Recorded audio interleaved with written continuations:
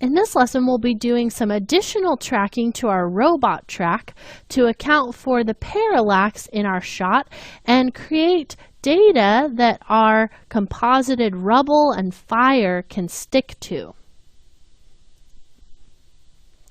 Okay, so for a moment, I'm going to turn off the robot because I don't want to be distracted by seeing him there. So what we need to do is create a few different tracks based on how far away different parts of our composite are from our camera. And really, they're technically all at the same place because they're all flat. None of these are 3D images, but I do just want to make sure that we are tracking enough points so that they stick nicely. So probably these two pieces right here will need their own bit of data. Then we'll do one for the elements surrounding the ship, and then have one for this piece of rubble back here, and then probably one for this rubble and this piece of fire. So a few different tracks to keep track of. So let's create a few nulls for those different tracks that we're talking about. So I'll come up here and go to Layer, New Null Object, and we'll rename this one, and let's call this one Close Rubble Track. And then we'll create another one, New Null Object, right click to rename it, and we'll call this one Ship Elements Track. And then we'll create another new layer, Null Object, right click to rename, and we'll call this one Far Rubble Track. And then we'll create another one that is going to be for these pieces, which is actually really close to the car. So we could call that one Car Rubble Track. So we'll go Layer, New, Null Object, right click, rename, Car Rubble Track. Okay, so we got to create 4 more tracks for these elements. So I'm going to grab these by shift selecting, and we'll bring them down here beneath our robot track. And then let's just get started. So what I want to do is come up here to these 2 close pieces of rubble that we know we're going to be tracking for, and I'm going to turn off their visibility, or I can solo them.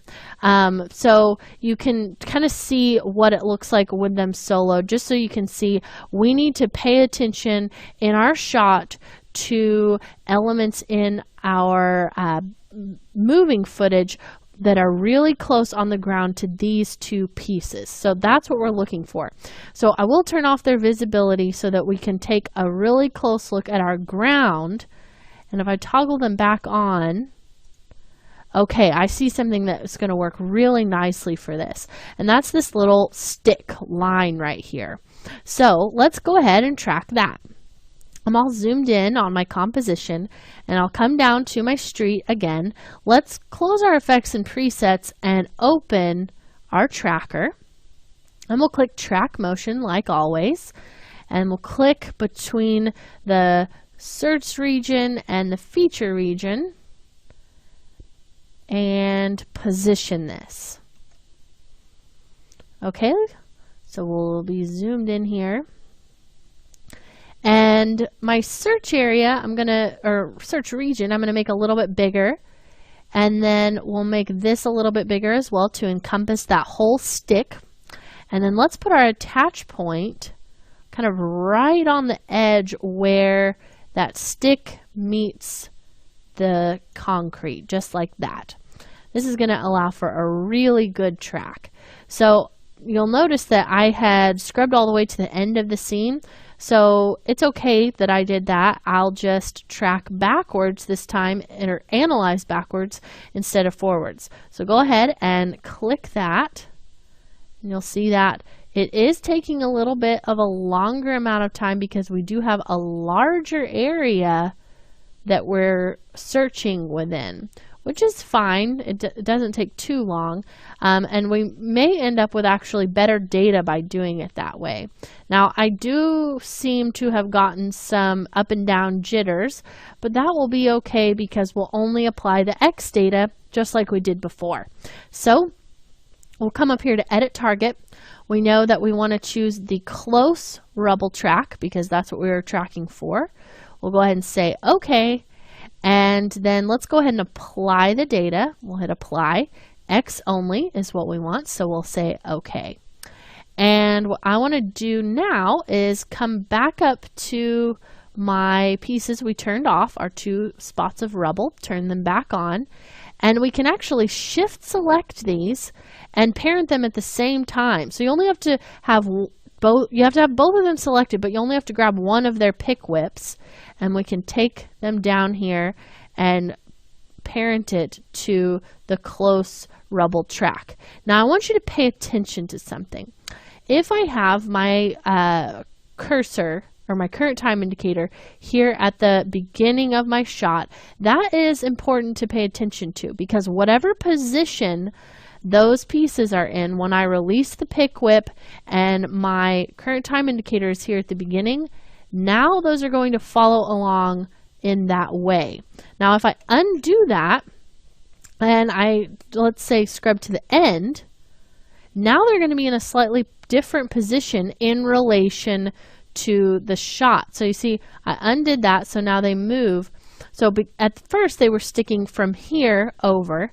Now if I scrub to the end, and again I have both of them selected, and I grab my parenting pick whip, and we come up here and parent to close rubble track. Now they're going to be stuck over here. So you see how they've moved over from where they were at the beginning. So whatever place your current time indicator is on and you parent at that moment in time, that is going to have an effect on the way that your items will grab that data and then be offset from it. And that's part of the reason why we can move them around and not have the offset problem, because they're not snapping into any absolute position. So you can move them back over if something kind of gets off and isn't where you want it to be. But honestly, I actually really like the positioning of all of this stuff when we're at the end. I like that it's a little bit further over. So I'm going to leave my current time indicator at the end of our shot, and we'll parent with that in mind from now on. Okay, so let's create a few more tracks. We've kind of got the hang of it now. And now that we have that track set up, I'm going to turn off the visibility of those pieces of rubble. And now let's track something for our ship. So we've got crash fire, explosion, ship, and sinkhole. So we've got a lot of stuff that we're tracking for here. But all we have to do is keep in mind that we just need to be on the same plane as kind of all across the shot.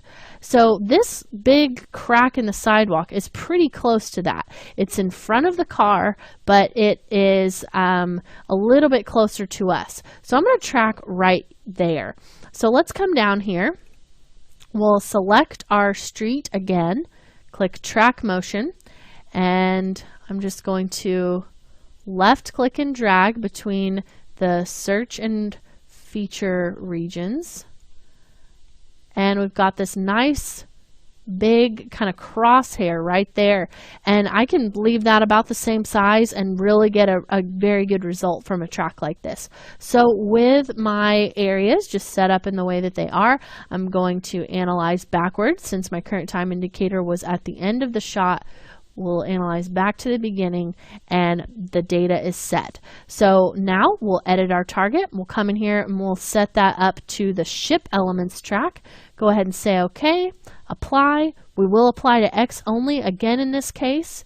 So you say OK, and then with our current time indicator at the end of the shot, we want to make sure that's where we are. We'll grab our crash fire all the way down to the sinkhole, which in this case we have locked. So we'll need to unlock those to be able to select them. So crash, fire, explosion, ship, and sinkhole. And we'll grab our parenting pick whip, drag it down to our ship elements track, and those will now be parented and move along. Now I'm going to leave them turned off because we're trying to get the rest of our tracking finished up here. We've got 2 more to do. So let's see, for this one we could probably track an element for this further away rubble. We actually may end up needing to do 2 tracks. We may need to do one for this spot right here and one for here, because this one's actually quite a bit further away. So let's say that this one is far rubble, and then we'll call this one trash rubble. So I'll create another one. We'll come up here and create a new null object. No problem. We'll rename this one to trash rubble track, and we'll just pull that down with our other trackers or our other null tracks. And let's turn off the trash rubble for a moment, and let's see where we need to track for that. Looks like we've got a couple of choices. I think that this little G though on this sign would actually probably work really nicely, or we could maybe do like this little spot right here. However, you do need to keep in mind that it may move out of the shot. It's possible for that to move out of the shot later on. So I think what we should do here is probably do this G, because it's pretty close here to being a high contrast point. So what we'll do is come down here again to our street, hit track motion, and we'll move up here to that little G sign.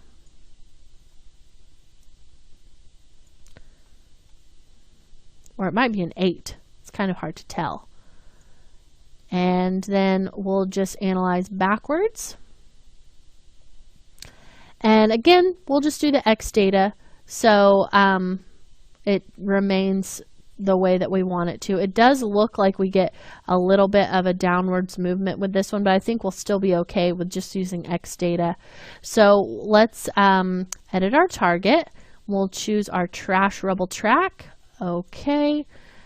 Apply X only. And I'm just kind of making sure that I'm parenting as I go so I don't forget to parent anything. So again, we'll grab our trash rubble, which is going to be, I believe, this one right here. Yep, that's the right one. And we'll grab our parent. And instead of the pick whip, you can actually just come down there to the drop down, and our trash rubble is going to be right there. So we'll just choose it from there. So that's another way to parent just from the list of the columns. Okay, so let's take a look at what else we have. Looks like we need to do 2 more tracks, one for the fire in this piece of rubble and one for this piece of rubble. So we'll come back in the next lesson and actually finish up tracking and applying that tracking data for our parallax.